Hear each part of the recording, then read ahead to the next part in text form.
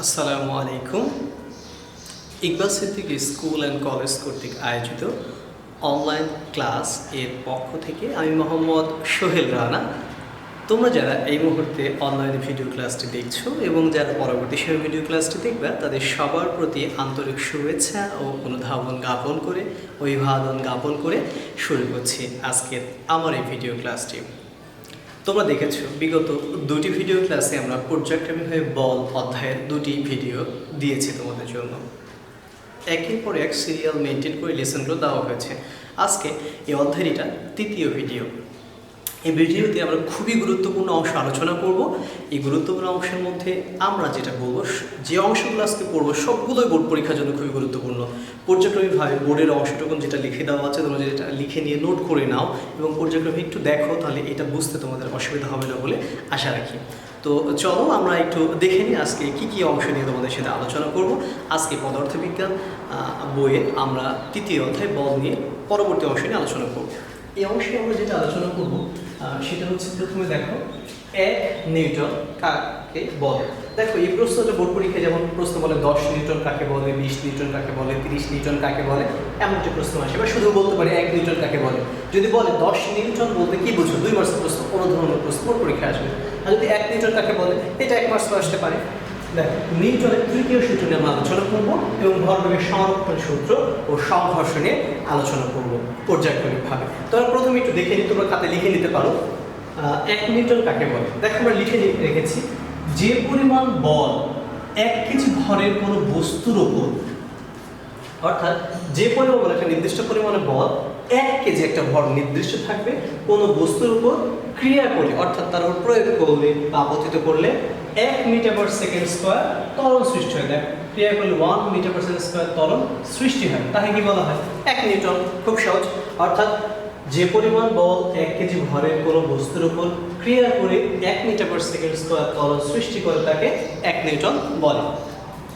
এরপরে আসো, এটা খুবই গুরুত্বপূর্ণ অংশ, নিউটনের তৃতীয় সূত্র। আমরা পর্যায়ক্রমিকভাবে কিন্তু প্রথম সূত্র আলোচনা করেছি, দ্বিতীয় সূত্র আলোচনা করেছি। এটা নিউটনের গতিসূত্র, যে 3টি বিখ্যাত সূত্র আছে, এটা তার সর্বশেষ সূত্র। আসলে দেখা যায় আমরা দেখো প্রত্যেক ক্রিয়ার একটি সমান ও বিপরীত প্রতিক্রিয়া আছে। এই অংশটা তোমরা প্রায় অনেকেই জানো যে every reaction has equal and opposite reaction, অর্থাৎ প্রত্যেক ক্রিয়ার একটি সমান ও বিপরীত প্রতিক্রিয়া আছে। কেমন? দেখো এই প্রতিক্রিয়া বল, দেখো বেসিক্যালি বল কিন্তু জোড়ায় জোড়ায় ক্রিয়া করে। বল সবসময় কি করবে? জোড়ায় জোড়ায় ক্রিয়া করবে। আমি যদি মনে করো আমার এই হাতটি এই হোয়াইট বোর্ডের উপরে বল প্রয়োগ করি, দেখো হোয়াইট বোর্ড কিন্তু সরে যায়, বাট আমি কিন্তু আমার হাতে একটা আঘাত পেয়েছি। তাহলে আমি দেখো এই হোয়াইট বোর্ডে কি দিয়েছি? ক্রিয়া। তাহলে হোয়াইট বোর্ড আমাকে কি দিল? প্রতিক্রিয়া। এই ক্রিয়া এবং প্রতিক্রিয়া একটা অপরটির পরস্পর বিপরীতমুখী হবে। অর্থাৎ তুমি যদি পা দিয়ে তোমার মেঝেতে লাথি মারো, তাহলে তুমি মেঝেতে যে লাথি মারলা এটা পা দিয়ে, এটা হচ্ছে ক্রিয়া, এবং পায়ে যে তোমার উপরের দিকে একটি বল লাভ করলো এটাকে বলা হয় প্রতিক্রিয়া। তাহলে ক্রিয়া যদি তুমি পজিটিভ ধরো, প্লাস ধরো, তাহলে প্রতিক্রিয়া কী ধরবো? অবশ্যই নেগেটিভ ধরতে হবে। আমরা একটা ছোট উদাহরণ দিয়ে দেখে নেবো কি। দেখো আমরা এই পাশে একটু লেখার জন্য জায়গা করে নিলাম। মনে করে একটি বস্তু, এটা একটা পি নামক একটা বস্তু দিলাম, আর এটা একটি কিউ নামক বস্তু দিয়েছি, পি কিউ। দেখো এই প্রথম বস্তুটা যদি পি নাম দাও, তাহলে এই বস্তুটা ধরো এভাবে যাবে, মনে করো এফ নামক অবস্থাতে চলে গেল। এফ অবস্থাতে তাহলে এই কিউ এর উপরে সে কি করবে? পি এর উপরে সে এফ নামক বল দেবে। এই পি বস্তু কি বস্তুর কি করবে? এফ নামক বল দেবে। তাহলে এই কিউ বস্তু এই বস্তুর উপরে কি বল প্রয়োগ করবে? আমাদের এফ অফ 2 বল প্রয়োগ করবে। একটু খেয়াল করবা, আমাদের যে এই অংশে বল পি দিচ্ছে কি টিফনের দিকে ক্রিয়া, আর কিউ পি এর দিকে দিচ্ছে F2 প্রতিক্রিয়া। অর্থাৎ এই অংশটুকু আমাদের হচ্ছে ক্রিয়া আর এই অংশটুকু বলা হয় প্রতিক্রিয়া। অর্থাৎ ক্রিয়া ও প্রতিক্রিয়া বল পরস্পর সমান। অর্থাৎ তুমি লিখতে পারো F1 = কি F2, কিন্তু পরস্পর সমান কি হবে? বিপরীতমুখী। তাহলে তুমি পাশে মাইনাস দাও, তুমি চাইলে পাশে মাইনাস দিতে পারো ক্রিয়া প্রতিক্রিয়া উল্লেখ করে। অর্থাৎ প্রত্যেকটা ক্ষেত্রে ক্রিয়া এবং প্রতিক্রিয়া পরস্পর কি বিপরীতমুখী। দেখো পদার্থবিজ্ঞানের বোর্ড পরীক্ষার ক্ষেত্রে এই ক্রিয়া এবং প্রতিক্রিয়া নিয়ে প্রায় প্রতি বছরই বিভিন্ন ধরনের প্রশ্ন আসে। যেমন কোনো ব্যক্তির মাটির উপর দিয়ে হেঁটে চলা, এটা কিন্তু ক্রিয়া প্রতিক্রিয়া প্রয়োগ করা হয়। যেমন হেঁটে চলা অর্থ কি? তুমি পা দিয়ে মাটির নিচের দিকে একটি বল প্রয়োগ করছো, এই নিচের দিকে বল প্রয়োগটি হচ্ছে একটি ক্রিয়া, এবং মাটি তোমাকে কি ঊর্ধ্বমুখী বল প্রয়োগ করছে, এটা প্রতিক্রিয়া বলে। ক্রিয়া এবং প্রতিক্রিয়া। যেমন নৌকা থেকে যদি তুমি লাফ দাও মাটিতে বা পাড়ে নদীর কিনারে যদি লাফ দাও, তাহলে নৌকা থেকে তুমি লাফ দিয়ে উপরে গেলে তো নৌকার নিচে দিয়ে কী বল প্রয়োগ করলে কি, তো নৌকা একটু প্রতিক্রিয়া সরে যাবে। এই যে ক্রিয়া এবং প্রতিক্রিয়া, এই অংশগুলো ঘটনা ঘটে থাকে, তোমরা এই অংশগুলো একটু দেখে নিতে পারো আর কি।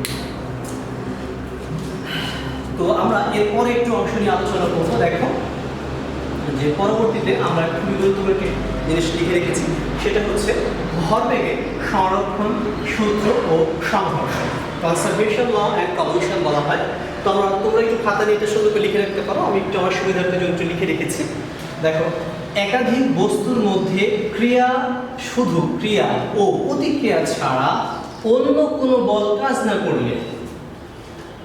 না করলে কোনো নির্দিষ্ট দিকে তাদের মোট ভরবেগের কোনো পরিবর্তন হয় না। তাহলে আমরা এখান থেকে কি বললাম, দেখো একাধিক বস্তুর মধ্যে শুধু ক্রিয়া ও প্রতিক্রিয়া ছাড়া, তাহলে নিউটনের তৃতীয় সূত্র, ক্রিয়া এবং কি প্রতিক্রিয়া ছাড়া অন্য কোনো বল কাজ না করলে, অর্থাৎ ক্রিয়া প্রতিক্রিয়া ছাড়া কোনো বল কাজ করবেই না, কোনো নির্দিষ্ট দিকে, অর্থাৎ একটা নির্দিষ্ট দিক থাকতে হবে, তাদের মোট ভরবেগের কোনো পরিবর্তন হয় না।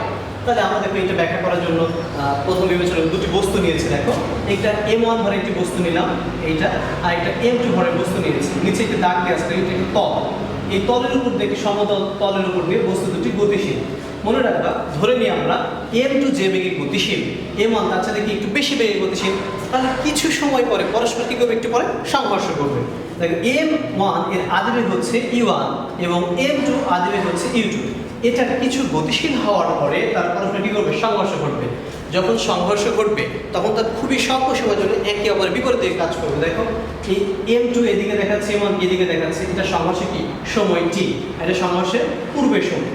আর পরবর্তীতে যখন সংঘর্ষ সংঘটিত হয়ে গেল, এরপরে সে কি করবে, পরস্পর একই দিকে, এই যে একটা নির্দিষ্ট দিক বললো, একই দিকে সে গতিশীল হবে। এটা V1 বেগে, এটা কি থাকবে V2 বেগে। তাহলে এটাকে বলে সংঘর্ষের পরের অংশ। আমরা একটু ধরে নেব, যদি কোনো বস্তুর ভর M1, দ্বিতীয় বস্তুর ভর M2, প্রথম বস্তুর আদিবেগ U1, দ্বিতীয় বস্তুর আদিবেগ U2, প্রথম বস্তুর শেষ বেগ V1, দ্বিতীয় বস্তুর শেষ বেগ যদি V2 হয়, তাহলে আমরা লিখতে পারি, দেখো বস্তুর আদি ভরবেগ MU, বস্তুর শেষ ভরবেগ কি আছে MV। তাহলে T সময়ে বস্তুর ভরবেগের পরিবর্তন, তাহলে শেষ ভরবেগ মাইনাস কি হবে, আদি ভরবেগ, অর্থাৎ MV মাইনাস MU। এবং সুতরাং দেখো বস্তুর ভরবেগের পরিবর্তনের হার, যেটাকে আমরা কি লিখব, এটা ভরবেগের পরিবর্তনের হারকে কি বলা হয়ে থাকে, কিন্তু বল বলা হয়ে থাকে। তাহলে F equal to MV minus MU by কি আছে T, এই অংশ থেকে আমরা পেয়েছি। দেখো এখান থেকে আমরা একটু কাজ করতে পারি, পর্যায়ক্রমিকভাবে আমরা একটু তত্ত্ব লিখে রাখতে পারি। আমরা একটু বলবো এভাবে, দেখো বা লিখতে পারি, F এর সাথে T টা গুণ দিয়ে দেবো, F into T MV minus MU। তোমাদের একটা জিনিস পড়ানো ছিল, যেটাকে বলা হয়ে থাকে বলের ঘাত। বলের ঘাতটা পড়েছো কে না তোমাদের? বলের ঘাতটা একটু তোমাদের বলে নিন শর্ট আর কি। বলের ঘাত J is equal to F into T বলে, অর্থাৎ বলের ঘাত শব্দের অর্থ হচ্ছে কোনো একটি বস্তুর প্রযুক্ত বল এবং তার ক্রিয়াকালের গুণফলকে বলা হয়ে থাকে বলের ঘাত J। বলের ঘাতকে J দ্বারা প্রকাশ করা হয়, এবং কোনো একটি বস্তুর প্রযুক্ত বল যদি F হয় এবং তার সংঘর্ষের ক্রিয়াকালে যদি T হয়, বলা হয় বলের ঘাত J is equal to F into T বলা হয়। তাহলে দেখো আমরা এখান থেকে কি পাচ্ছি, বলের ঘাত is equal to কি, ভরবেগের পরিবর্তন। এটা লিখতে পারো বাংলা এরকম ভাবে, বলের ঘাত is equal to ভর বেগের পরিবর্তন। এতটুকু অংশ, এই অংশের পরে আমরা একটু কাজ করবো আর কি। আমরা যে বল ধরলাম যে M1 M2, এই দুটো বস্তুর ক্ষেত্রে আমরা ক্রিয়া এবং প্রতিক্রিয়ার একটি সূত্র অবশ্যই লিখতে পারি। কিভাবে লিখতে পারি দেখো, আমরা নিউটনের তৃতীয় সূত্র অনুসারে এভাবে লিখতে পারি, নিউটনের তৃতীয় সূত্র অনুসারে F1 is equal to F2। দেখো আমরা কিন্তু মাইনাস এখনো দেইনি, তুমি চাইলে মাইনাস দিয়ে নিতে পারো। আমরা দেখো F1 is equal to কি লিখেছি, F of 2। তো আমরা এভাবে লিখে রাখতে পারি F1 is equal to minus F2। তাহলে F1 টা কি বলবো, ক্রিয়া বল, F2 কি বলবো আমরা, প্রতিক্রিয়া বল। এখন দেখো আমরা একটু কাজ করবো এখান থেকে। বল তুমি জানো বা তোমরা দেখেছো যে F is equal to MA দেখেছো, হ্যাঁ? তাহলে এক্ষেত্রে আমরা লিখতে পারি হচ্ছে M A, এটা মনে করো মাইনাস M এ দিলাম। একটু খেয়াল করে এখানে 1 এবং 2 এর কিন্তু একটা ব্যাপার আছে, M1 এর M2 এর ব্যাপার আছে। তাহলে আমরা M1 কি দেব A1, M2 কি দেব A2। এখন কিন্তু আরেকটা তোমাদের কাজ আছে, তোমরা কিন্তু পড়ে এসেছো, হ্যাঁ? যেমন দেখো ত্বরণের কথা যদি আমরা বলি, ত্বরণ প্রথম a1, তাহলে v1 মাইনাস e1 বাই কি হবে t। আবার ত্বরণ যদি তুমি বলো ত্বরণ a2, তাহলে v2 minus u2 divide by কি হবে t। তোমরা কিন্তু গতি অধ্যায়ের কিছু অংশ দেখে এসেছো। হ্যাঁ, আমরা এই অংশটা একটু পর্যায়ক্রমে এখানে বসিয়ে দিই। দেখো a1 এর মান কত দেখো v1 minus e1 divide by t is equal to minus v2 minus u2 divide by কি হবে t হবে। তুমি এটা খেয়াল করো, উভয় পাশে এখানে একটু m2 দিয়ে নিবা, উভয় পাশে নিচে কি আছে t আছে, তাহলে t পরস্পর থেকে কি হবে চলে যাবে। তাহলে আমরা জাস্ট একটু লিখে রাখি m1 v1 minus e1 is equal two মাইনাসটা রেখে দিচ্ছি, m2 এভাবে রেখে দেবো আমরা v2 মাইনাস u2 এই অংশ নেব। আমরা এর পরবর্তী অংশ এখানে ক্যালকুলেশন করে রাশিমালা বের করব। এবার আমরা কাজ করবো, দেখো m1 দ্বারা এই দুটোকে গুণ করব আর মাইনাস m2 দ্বারা এই দুটোকে গুণ করব। তাহলে খেয়াল করো আমরা প্রথমে এই দুটো গুণ করে নেব। তাহলে দেখো m1 আর কি হবে v1 টা প্রথমে হবে, অর্থাৎ দেখো m1 v1 মাইনাস দেখো এই m1 v1 হলো আমাদের m1 কি হবে মাইনাস m1 e1 হবে সমান সমান। দেখো তো এখানে কিন্তু একটু মাইনাস আছে, তাহলে মাইনাস m2 কি হবে v2 হবে, অর্থাৎ মাইনাস m2 v2।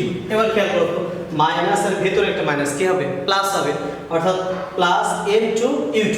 আর এখানে লিখবো প্লাস m2 u2। এখন একটু আমরা কাজ করে নেব, বা দেখো m2 v2 মাইনাস আর m2 v2 প্লাস, তাহলে m2 v2 কে আমরা এই পাশে নিয়ে আসবো আর m1 e1 কে পাশে দেব। দেখো একটু m1 v1 এই মাইনাস এটা কিন্তু ডানে দেব, এই অংশটা ডানে চলে যাবে, এটা কি হবে ইজিক্যাল টু এর পাশে, মনে রাখবে ইজিক্যাল টু ডানে হয়ে গেলে চিহ্ন কি হয় চেঞ্জ হয়। তাই এখানে মাইনাস আছে, তাহলে ইজিক্যাল টু এর পাশে আসলে কি হবে প্লাস হবে m2 v2 ইজিক্যাল টু দেখো এই মাইনাস m1 e1 আছে, তাহলে এটা ইজিক্যাল টু এর পাশে নিয়ে আসবে, তাহলে কি হবে m1 e1 plus m2 u2। এটাই হচ্ছে আমাদের কাঙ্ক্ষিত সমীকরণ, আমাদের ভরবেগের সহনশীলতা কাঙ্ক্ষিত সমীকরণ। তোমরা একটু কাজ করো, এখান থেকে অনেক গুরুত্বপূর্ণ সৃজনশীল প্রশ্ন আসে, যেটা বলেছে দেখো এই দুটি বস্তু একই দিকে যাচ্ছে, একই দিকে গেলে দুটো মান কি হবে ধনাত্মক হবে। কিন্তু যদি মনে করো আমি এইভাবে আছি, আমি সামনে যাচ্ছি, আমার একটা ফ্রেন্ড আমার সামনের দিকে আসছে, তাহলে আমি তার দিকে সে আমার দিকে, তাহলে পরস্পর কি একটা বিপরীত দিকে, তাহলে আমি ধনাত্মক হলে প্লাস হলে সে কি হবে মাইনাস হবে। এরকম কিন্তু সৃজনশীল প্রশ্ন আসে আর কি। এটা তোমাদের শুধু ভরবেগ দিয়ে তোমাদের দেখানো হলো, এটা ছাড়া গতিশক্তির একটি প্রমাণ আছে, এটা তোমাদের পরবর্তী ক্লাসে আমরা দেখাবো বলে আশা রাখি। তো আজকে যে অংশটুকু আলোচনা করলাম, তিনটি অংশ নিয়ে মাত্র আলোচনা করেছি। তোমরা এই তিনটি অংশ একটু ভালোভাবে খাতায় উঠিয়ে নাও, তাহলে আশা করি তোমরা বুঝতে পারবে। তো আজকে এই পর্যন্তই। সবাই তোমরা সুস্থ থাকো, ভালো থাকো, তোমাদের সকলের সুস্বাস্থ্য ও দীর্ঘায়ু কামনা করে আজকে আমি এখান থেকে বিদায় নিচ্ছি। আল্লাহ হাফেজ।